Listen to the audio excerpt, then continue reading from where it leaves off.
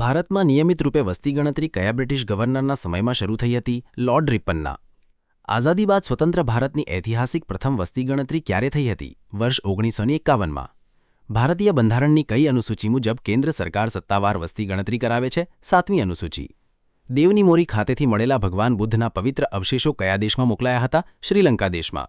શ્રીલંકાના કેટલામાં સ્વતંત્રતા દિવસ નિમિત્તે બુદ્ધના અવશેષો પ્રદર્શન માટે લઈ જવાયા હતા? 78મા દિવસે. તાજેતરમાં 68મા ગ્રેમી એવોર્ડ સમારોહનું ભવ્ય આયોજન કયા શહેરમાં થયું હતું? લોસ એન્જલિસમાં. કયા આધ્યાત્મિક ગુરુને 90 વર્ષની વયે પ્રતિષ્ઠિત ગ્રેમી એવોર્ડ મળ્યો છે? દલાઈ લામાને. 68મા ગ્રેમી એવોર્ડમાં કયા પ્રખ્યાત રેપરે સૌથી વધુ 9 નોમિનેશન મેળવ્યા હતા? કેન્ડ્રિક લામારે. ગ્રેમી એવોર્ડ 2026માં શ્રેષ્ઠ નવા કલાકારનો મોટો એવોર્ડ કોણે જીત્યો છે? ઓલિવિયાએ. સંગીત ક્ષેત્રે ઉત્કૃષ્ટ પ્રદાન બદલ કયો આંતરરાષ્ટ્રીય પુરસ્કાર દર વર્ષે અપાય છે? Grammy award. ભારતમાંથી સૌપ્રથમ કયા મહાનુભાવને પ્રતિષ્ઠિત ગ્રેમી એવોર્ડથી સન્માનિત કરવામાં આવ્યા હતા? પંડિત રવિશંકરને. કયા શક્તિશાળી દેશે વર્લ્ડ હેલ્થ ઓર્ગેનાઇઝેશનમાંથી સત્તાવાર રીતે ખસી જવાની જાહેરાત કરી? અમેરિકા દેશે. નમસ્કાર મિત્રો, તમારું સ્વાગત છે આપના પોતાના ચેનલ પર. આજના આ વિડીયોમાં આપણે ચર્ચા કરવા જઈ રહ્યા છીએ ફેબ્રુઆરીના ફર્સ્ટ વીકના તમામ મહત્વપૂર્ણ કરંટ અફેર્સ પ્રશ્નો વિશે, જે તમારી આવનારી પરીક્ષાઓ માટે ખૂબ જ ઉપયોગી છે. રાષ્ટ્રપતિ શાસનના અંત બાદ મણિપુર રાજ્યના નવા મુખ્યમંત્રી કોણ બન્યા છે? યુમનામ ખેમચંદ. મણિપુરના નવા મુખ્યમંત્રીને કયા રાજ્યપાલે સત્તાવાર રીતે પોતાના શપથ લેવડાવ્યા હતા? અજય ભલ્લાએ.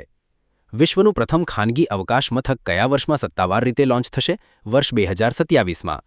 વર્ષ 2027માં લોન્ચ થનાર પ્રથમ ખાનગી અવકાશ મથકનું નામ શું રાખવામાં આવ્યું છે?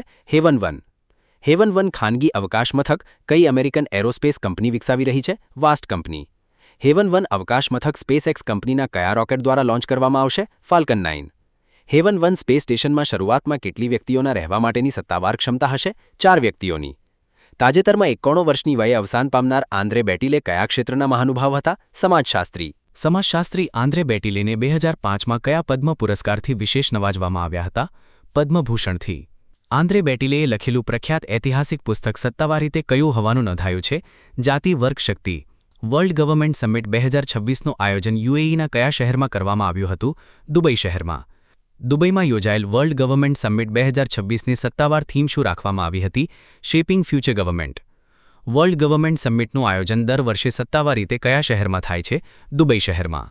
ડીઆરડીઓ દ્વારા કયા સ્થળેથી એસએફડીઆર ટેકનોલોજીનું સફળ પરીક્ષણ કરવામાં આવ્યું? ચાંદીપુર ખાતેથી. એસએફડીઆર ટેકનોલોજીનો ઉપયોગ મુખ્યત્વે કયા પ્રકારની મિસાઇલોમાં સત્તાવાર રીતે કરવામાં આવે છે? એર ટુ એર મિસાઇલોમાં. એસએફડીઆર એન્જિન ઘન ઇંધણ બાળવા વાતાવરણમાંથી કયા વાયુનો વિશેષ ઉપયોગ કરે છે? ઓક્સિજન વાયુનો. એસએફડીઆર ટેકનોલોજી કઈ પ્રખ્યાત સંરક્ષણ પ્રયોગશાળા દ્વારા સત્તાવાર રીતે વિકસાવવામાં આવી છે? ડીઆરડીએલ પ્રયોગશાળા. ભારત અને કિર્ગિસ્તાન વચ્ચે આસામ રાજ્યમાં કઈ સંયુક્ત લશ્કરી કવાયત યોજાઈ હતી? ખંજર કવાયત. ભારત અને કિર્ગિસ્તાન વચ્ચેની ખંજર કવાયત કયા વર્ષમાં સત્તાવાર રીતે શરૂ થઈ હતી? વર્ષ 2011માં. ઓડિશાના ચાંદીપુરથી તાજેતરમાં કઈ બેલિસ્ટિક મિસાઇલનું સત્તાવાર રીતે સફળ પરીક્ષણ કરાયું? અગ્નિ-3 મિસાઇલનું. અગ્નિ-3 મિસાઇલ જમીનથી જમીન પર પ્રહાર કરતી કેવા અંતરની શક્તિશાળી મિસાઇલ છે? મધ્યમ અંતરની. સ્વદેશી અગ્નિ-3 મિસાઇલ આશરે કેટલા કિલોમીટરની મારક ક્ષમતા સત્તાવાર રીતે ધરાવે છે? 3000થી 3500 કિલોમીટર. આરબીઆઈની મોનિટરી પોલિસી કમિટીએ રેપો રેટ કેટલા ટકા પર સત્તાવાર યથાવત રાખ્યો? 5.25%. રિઝર્વ બેંક ઓફ ઇન્ડિયાના વર્તમાન ગવર્નર તરીકે કોણ સત્તાવાર ફરજ બજાવે છે? સંજય મલ્હોત્રા.